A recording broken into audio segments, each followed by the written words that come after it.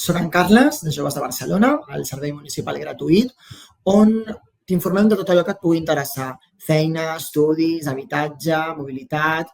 Ens trobaràs a 19 punts repartits per tota la ciutat i també a més de 80 instituts. En aquest vídeo tractarem sobre una pregunta que t'hauràs fet o que t'estaràs fent ara mateix. Com fer la declaració de la renda? Pensa que, tot i que no treballis, si has rebut una subvenció, una ajuda per estudis o pel lloguer i has superat més de 1.000 euros, també has de fer la declaració. Si vols més informació o tens dubtes, al llarg d'aquests mesos d'abril i maig, des de Joves de Barcelona, farem uns tallers sobre com fer i com presentar la declaració de la renda i si et quedes al final del vídeo t'explicaré com fer-ho. Comencem. Què és la declaració de la renda? És el procés per calcular i pagar l'impost sobre els diners que has guanyat l'any anterior. Per exemple, el 2025 hauràs de fer la declaració del 2024 de tots aquells ingressos que vas tenir l'any passat, com puguin ser salari, beques, ajudes, herències, premis. En resum, és el moment de fer comptes amb Hisenda per veure si has pagat el que tocava o si per contra, i millor per tu, et surt a tornar, és a dir, que Hisenda t'ha de tornar diners. Tens obligació de fer la declaració de la renda si ets autònom o autònoma, si has percebut o perceps l'ingrés mínim vital amb independència de la quantitat, si has tingut durant el 2024 un pagador i has superat els 22.000 euros bruts anuals, o si has tingut dos pagadors i has superat els 15.876 euros bruts anuals i el segon i la resta de pagadors han superat els 1.500 euros. També s'ha percebut una pensió de la Seguretat Social, com pot ser orfandat, viudetat, incapacitat permanent. També, si com a rendiments del capital immobiliari, com poden ser inversions, dipòsits bancaris, fons d'inversió, i has superat d'aquests rendiments els 1.600 euros, o si vas vendre un pis, un vehicle o unes accions per un valor superior als 1.000 euros. Si no compleixes cap d'aquests casos, d'acord, no està de més que facis l'esborrany de la declaració de la renda perquè potser t'hauran retingut alguna quantitat i, per tant, Hisenda te'l tornaria, aquesta quantitat. Com fem la declaració de la renda? Anem a la web de l'Agència Tributària, apretem i ens anem a esborrany, declaració de la renda. Com podem accedir al nostre esborrany? Doncs amb la clau mòbil, amb un certificat digital o DNI electrònic, amb el número de referència. El número de referència és el DNI nostre i la casella 505, que és el número de la declaració de l'any anterior, i si l'any anterior no la vam fer, són els 5 últims dígits del nostre compte corrent. Quan haguem accedit a l'esborrany, l'Agència Tributària ens demanarà que ratifiquem el nostre domicili i el domicili que hem de ratificar ha de ser el qual vam estar al llarg del 2024. D'altra banda, també haurem de revisar les nostres dades personals per si hi ha hagut algun canvi que no aparegui i llavors l'Agència Tributària hagi de saber. Un cop haguem ratificat el nostre domicili i haguem fet els canvis de les dades personals que siguin pertinents, ja podrem començar amb l'esborrany. Veureu l'esborrany que ja us surt la declaració, però com que estem amb aquest videotutorial ens anirem a un simulador. Aquí el que trobareu són les nostres dades personals. Les dades personals que Hisenda tingui, si són correctes, no les haurem modificat.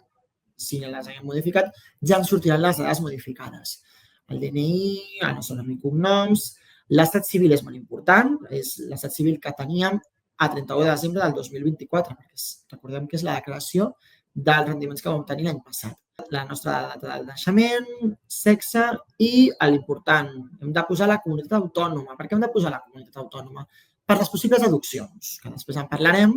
Depenent d'una comunitat o una altra són diferents. Si hem residit a Catalunya, posem Catalunya. I també li hem d'informar a l'Agència Tributària si tenim fills o persones ascendents, pares, avis a càrrec. Si no, doncs apretem directament acceptar. El més important a l'hora de fer la declaració és que comprovem que les dades que Hisenda té informades de nosaltres siguin les correctes. En aquest cas, haurem d'estar atentes o atents a l'esborrany, que ja podrem accedir-hi. I aquí veurem que Hisenda té informades els rendiments del treball, altres tipus de rendiments que hem percebut al llarg del 2024, però el que d'entrada no veurem seran les deduccions a les que tenim dret.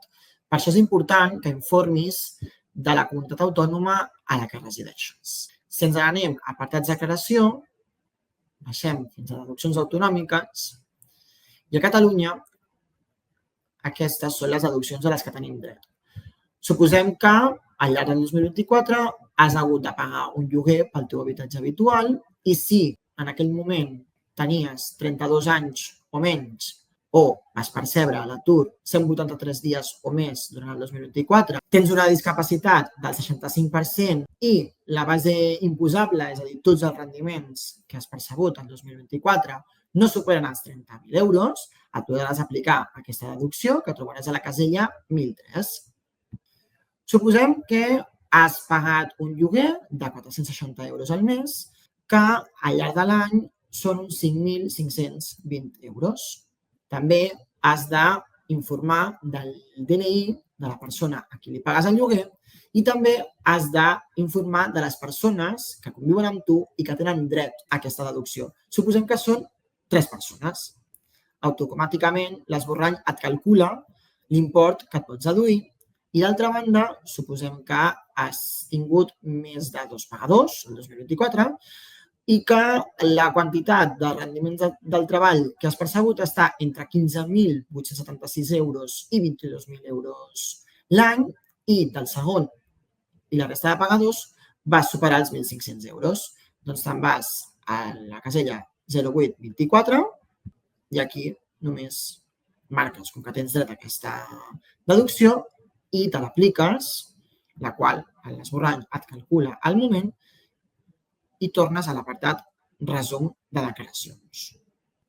Un cop t'hagis aplicat les deduccions a les quals tinguis dret, revisa que l'esborrany sigui correcte, d'acord? Que totes les dades que surten siguin les correctes i el resultat de la declaració, si és positiu, vol dir que ets tu qui deu diners a Hisenda i, per tant, hauràs de pagar. Per contra, si el resultat és negatiu, vol dir que és Hisenda la que et deu diners i, per tant, te'ls retornarà via transferència bancària.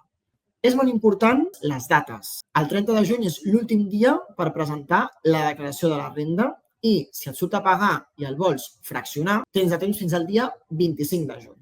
Si tens més dubtes, pots accedir al nostre web www.joves.barcelona o apuntar-te a un dels nostres tallers. Per més informació, contacta amb nosaltres.